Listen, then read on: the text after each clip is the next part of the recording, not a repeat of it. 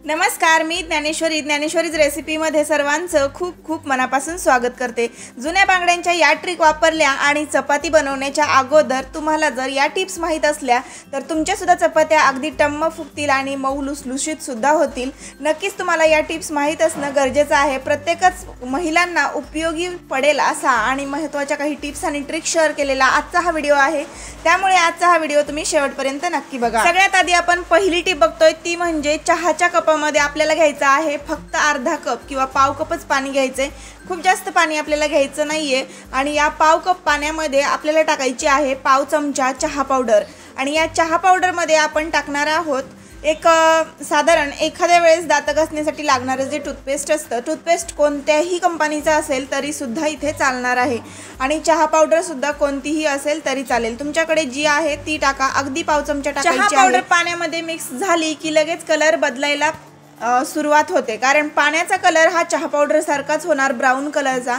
आणि त्यामध्ये आपल्याला टाकायचं आहे थोडंसं टूथपेस्ट टाकल्यानंतर ह्या तिन्हीचं जे रिॲक्शन होणार आहे तर त्या रिॲक्शनमुळे आपल्याला खूप छान असं एक सोल्युशन मिळणार आहे आणि या सोल्युशनचा कुठे आणि कसा वापर करायचा ते मी तुम्हाला लगेच सांगणार आहे। त्यामुळे व्हिडिओ शेवटपर्यंत बघायचा आहे आणि तुम्हाला ज्या टिप्स आवडलेल्या आहेत त्या मला कमेंटमध्ये नक्की सांगायच्या आहेत। आजचा व्हिडिओ तुम्ही कुठल्या गावातून आणि कुठल्या शहरातून बघताय हे सुद्धा मला कमेंटमध्ये सांगायला अजिबात विसरू नका। नवीन असाल तर चॅनलला आत्ता सबस्क्राइब करून घ्या। इथे तयार केलेलं सोल्युशन मी एका बाउलमध्ये काढून घेतलंय, त्यामध्ये मी हातानेच हे सोल्युशन मिक्स करून घेतलंय। म्हणजे बघू शकता टूथपेस्टला थोडंसं हाताने मिक्स केल्याशिवाय ती व्यवस्थित मिक्स झाली नसती, त्यामुळे हाताने व्यवस्थित मिक्स करायचं आहे। त्यानंतर आपल्या घरातले जे कप असतात चहा पिण्याचे ते दररोज आपण चहासाठी वापरतो आणि ते घासतो सुद्धा, पण त्यावरती एक वेगळाच डलनेस आणि काळपट असा लेयर आलेला असतो। तो थर काढण्यासाठी आपल्याला या सोल्युशनचा वापर करता येणार आहे। तर इथे तुम्ही बघू शकता मी आता हा जो काळपट थर होता कपाच्या वरती आलेला, तर तो थर काढण्यासाठी या सोल्युशनचा वापर कशा प्रकारे करते। बाउलमध्ये जसं मी कप ठेवला तसा यावरचा लेयर आपोआप निघायला सुरुवात झाली, कारण यामध्ये असलेलं सोल्युशन त्याचं रिॲक्शन आपल्या कपावरती अगदी सहजच झालं आणि वरती जो लेयर होता काळपट तो आपोआप निघून गेला। कप जो आहे तो नव्यासारखा दिसायला लागलेला आहे। बऱ्याचदा वापरत असलेले कप पिवळट आणि काळपट दिसतात आणि घरामध्ये ठेवून दिलेले त्याच सेटमधील कप असतील तरी सुद्धा ते पांढरे शुभ्र दिसतात किंवा आहे त्या कलरमध्ये अगदी चकचकीत नव्यासारखे दिसतात। तर तुम्ही बघू शकता नव्यासारखेच हे कप आता दिसणार आहे। त्यामुळे मी आता जे वरती माझे कप होते तेवढे सगळेच्या सगळे स्वच्छ असे एक एक करून धुवून घेते। आणि तुम्ही आता बघू शकता आतून सुद्धा पिवळट आणि काळपट झालेला कप होता तो पूर्णपणे पांढरा झालेला आहे। स्वच्छ धुतल्यानंतर जास्त रिझल्ट तुम्हाला दिसणार आहे। मी याला ब्रशच्या मदतीने का घासलं, कारण कपाचा जो दांडा आहे किंवा कपाचा जो कान आहे तो कान आपल्याला व्यवस्थित घासता यावा म्हणून मी इथे ब्रश वापरलेला आहे। बाकी आपल्याला हाताने सुद्धा कप व्यवस्थित घासून धुता आला होता। तर बघू शकता प्लेन सरफेस, बॅक साईड आणि याचा जो बॉटम आहे सगळंच मी व्यवस्थित घासून घेतलंय, आतून बाहेरून आणि कपाचा कान सुद्धा। तर इथे मी आता व्यवस्थित हे कपाचं सगळं स्वच्छ धुवून घेतल्यानंतर कप कोरड्या कापडाने पुसून घेतलाय, कोरड्या रुमालाने। आणि रिझल्ट तुमच्या समोर आहे, बघू शकता पांढरा शुभ्र किंवा आहे त्या कलरमध्येच थोडासा हा ऑफ व्हाईट कलरचा कप असल्यामुळे तुम्हाला लगेच दिसून येत असेल की हा कप किती चकचकीत आणि स्वच्छ निघालेला आहे, ते अगदी नव्यासारखा चमकत आहे। तुम्ही सुद्धा तुमच्या घरातले कप जे आहेत ते चहा पावडरनेच चमकवू शकता। त्यासाठी लागणार आहे फक्त आणि फक्त पाव चमचा चहा पावडर आणि थोडीशी टूथपेस्ट। तर याला आपण काहीही वेळ लागलेला नाही आपल्याला हे सोल्युशन बनवायला आणि याचा वापर करायला। उरलेलं सोल्युशन आपण आपल्या नखांसाठी सुद्धा वापरू शकतो। हाताची पायाची नखं जे आहेत ते स्वच्छ करण्यासाठी हे सोल्युशन अतिशय उपयुक्त असं आहे। दररोजचीच आपली चहा पावडर जी असते ती फक्त चहासाठीच वापरायची इतकंच महिलांना माहीत असतं, पण त्यापासून आपण भांडी देखील स्वच्छ करू शकतो, म्हणजेच आपले चहाचे कप देखील स्वच्छ करू शकतो। दात घासण्याचा ब्रश जो आहे तो वापरायचा आहे आणि हे सिरप किंवा हे सोल्युशन वापरून आपल्या हाताची नखं सुद्धा अगदी दात घासण्याच्या एखाद्या टाकाऊ ब्रशने आपण स्वच्छ करू शकतो। दोन्ही हातांमध्ये तुम्हाला फरक दिसला असेल, दोन्ही हाताची नखं अगदीच वेगळे दिसत आहेत, कारण एक हाताची नखं मी घासलेली आहेत आणि एका हाताची तशीच तुम्हाला दिसली असतील। तर इथे तुम्ही बघू शकता पुढची टिप आपली किचनच्या अगदी रिलेटेड आहे। दररोज हातामध्ये असलेलं लायटर मात्र आपण स्वच्छ करायला विसरतो आणि हे 8 दिवसातून 15 दिवसातून डीप क्लीन झालंच पाहिजे, नाहीतर लायटर लवकरच खराब होतं। तर हे लायटरसुद्धा स्वच्छ करण्याची एक सोपी आणि योग्य पद्धत मी तुमच्यासोबत शेअर केलेली आहे, जी महिलांना अतिशय आवडणार आहे, सोपीसुद्धा आहे आणि उपयोगात आणता येईल अशी आहे। लायटरवरती लावायचं आहे थोडंसं टूथपेस्ट, जेवढं आपल्याला एक वेळेस दातं घासण्यासाठी टूथपेस्ट लागतं तेवढंच आपल्याला लावायचं आहे। आणि एक कागद घ्यायचा आहे, तो सुद्धा अगदी टाकाऊ वहीचाच घेतला तरी देखील चालणार आहे। त्यावरती थोडंसं पाणी स्प्रे करून घ्यायचं आणि हा जो कागद आहे तो पेपर आपल्याला दुमडून घ्यायचा आहे किंवा असा फोल्ड करून घ्यायचा आहे आणि फोल्ड केलेला हा जो पेपर आहे तो लायटरवरती अगदीच घासून असा फिरवायचा आहे किंवा त्याने पुसून घ्यायचं आहे आपल्याला। लायटर पुसून घेत असताना यावरती लावलेलं टूथपेस्ट सगळीकडे स्प्रेड होत राहतं आणि ओला कागद असल्यामुळे लायटर आतमध्ये व्यवस्थित असं क्लीन होतं, डीप क्लीन होतं। मात्र यामध्ये एकही थेंब पाण्याचा जात नाही। वरची बाजू लायटरची क्लीन होते आणि स्टीलची बाजू असते ही लायटरची, त्यामुळे अगदी चकचकीत आणि स्वच्छसुद्धा लगेच एका सेकंदात तुम्हाला दिसायला लागते। रिझल्ट तुमच्या समोर आहे। नक्कीच तुम्हाला ही ट्रिक आवडली असेल अशी आशा करते। पुढची टिप आपण बघतोय ती आहे, आपल्याला घ्यायचा आहे एक थोडासा कापूस आणि कापसावरती पाणी थोडंसं स्प्रेड करून घ्यायचे।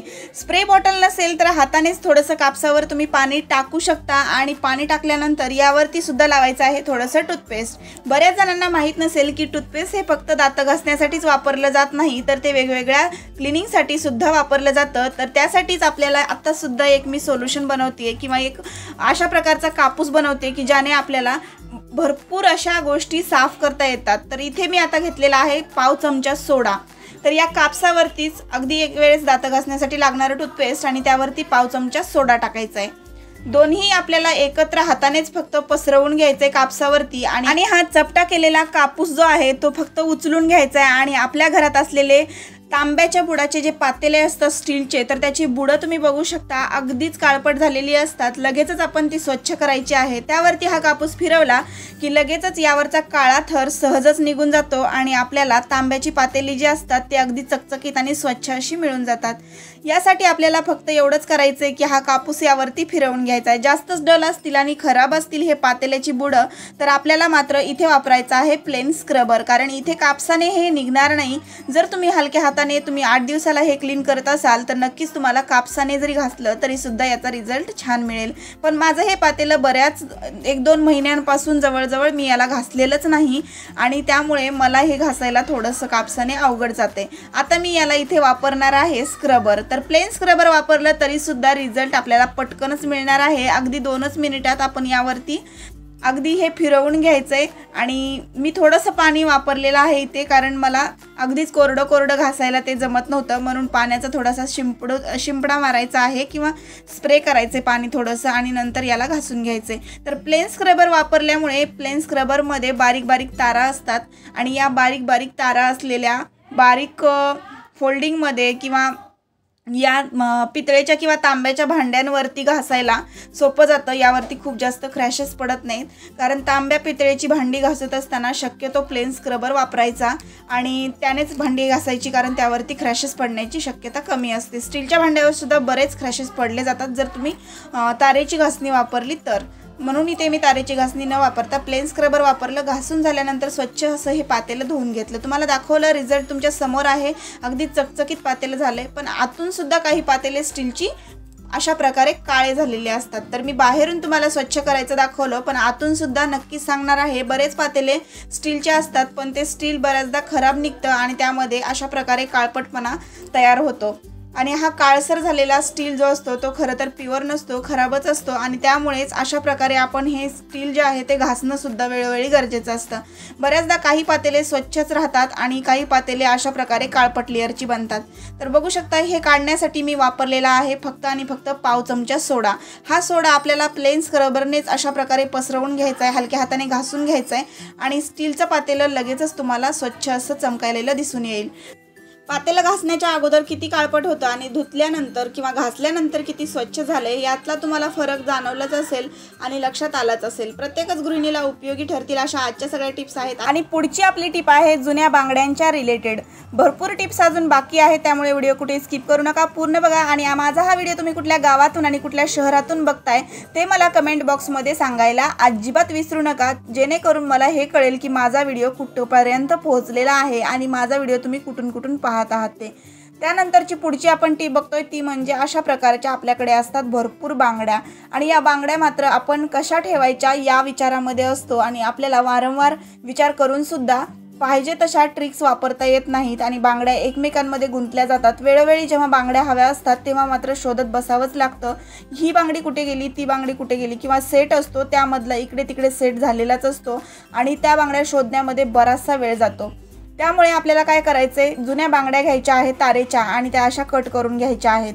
बांगड्या कट केल्या की एकाच बांगडीमध्ये बरेचसे सेट बसले जातात, हवे तसे अरेंज करायचे आणि अरेंज केलेले सेट जे आहेत ते अशा प्रकारे एका बांगडीमध्ये घालून ठेवायचे।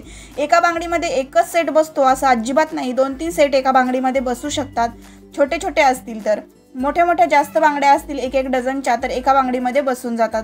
बऱ्याचदा आपल्याला बांगड्या शोधण्यात वेळ वाया घालवावा लागतो आणि वेळेची बचत करणारी ही ट्रिक आहे। नक्कीच तुम्हाला ही बांगडीची ट्रिक आवडली असेल अशी आशा करते।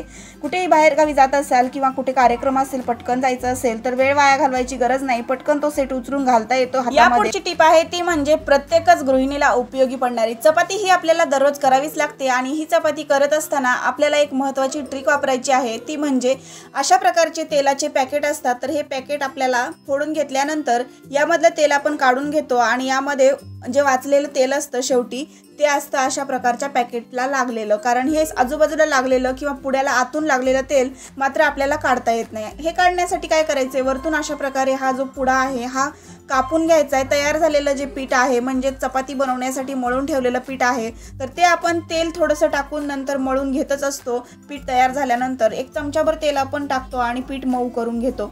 तर ते तसं न करता आपल्याला काय करायचं आहे, अशा प्रकारे जेमिनी तेलाच्या पिशव्या असतील किंवा कोणतंही तेल तुम्ही वापरत असाल तर त्याच्या पिशव्या असतील ना, त्या पिशव्या तशाच ठेवायच्या आहेत, घडी करून ठेवा। त्या वेळोवेळी तुम्हाला वापरता नाही आल्या तरी सकाळची पिशवी संध्याकाळी वापरू शकता तुम्ही, किंवा संध्याकाळी जरी तेल फोडलेलं असेल तरी सकाळच्या वेळी सुद्धा ती पिशवी वापरता येते। त्यामुळे ही पिशवी अशीच ठेवायची आणि एक वेळेस हा पिठाचा गोळा पिशवीमध्ये घालून बाहेर काढायचा। थोडासा दाबून घेतला की सगळं तेल ह्या गोळ्याला लागलं जातं पिठाच्या आणि पुन्हा एकदा पिठाचा गोळा छान मळून घ्यायचा। पुन्हा परत एकदा तीच स्टेप आपल्याला करायची आहे। हाच गोळा जो आहे तो पिठाचा गोळा उचलून परत त्याच पिशवीमध्ये टाकायचा आहे आणि पिशवीला आतमधून जे लागलेलं थोडंफार वाचलेलं तेल आहे तर ते सगळंच तेल आपल्या या गोळ्याला पिठाच्या लागलं जाईल आणि आपला हा गोळा पुन्हा एकदा तेलकट होईल आणि मग आपल्याला या पिठाच्या गोळ्यावरती तेल टाकून जो काही पिठाचा गोळा मऊ करायचा होता आणि चपात्या मऊ लुसलुशीत होणार होत्या त्या मात्र आपल्या एका छोट्याशा ट्रिकनेच होणार आहे। तुम्ही सुद्धा तेलाचे पुडे फोडल्यानंतर त्या पिशव्या लगेचच फेकून न देता त्या थोडा वेळ तशाच ठेवायच्या असतील तर एखादा प्लास्टिक डबा घ्या, त्यामध्ये घडी करून पिशवी ठेवून द्या, कापलेली बाजू वरती करा जेणेकरून त्यामधलं तेल निथळून ते तेल खाली वाया जाणार नाही कुठेही, आणि एखाद्या वाटीमध्ये किंवा एखाद्या डब्यामध्ये प्लास्टिकच्या ठेवून द्या आणि तो डबा तुम्ही फ्रीजमध्ये जरी ठेवला तरी देखील चालेल आणि नंतर पुन्हा हवं तेव्हा त्याचा वापर करून घ्या। ट्रिक कशी वाटली नक्की सांगा। चपात्या अगदी मऊ लुसलुशीत आणि टम्मा अशा फुगलेल्या तुम्हाला मिळतील। चपात्या बनवण्याच्या अगोदर ह्या ट्रिक्स नक्कीच वापरत जा, पैशांची बचत होईल, वेळेची सुद्धा बचत होईल। आजचा व्हिडिओ आवडला असेल तर लाईक करा, शेअर करा, कमेंट करा आणि चॅनलला सबस्क्राईब नक्की करा।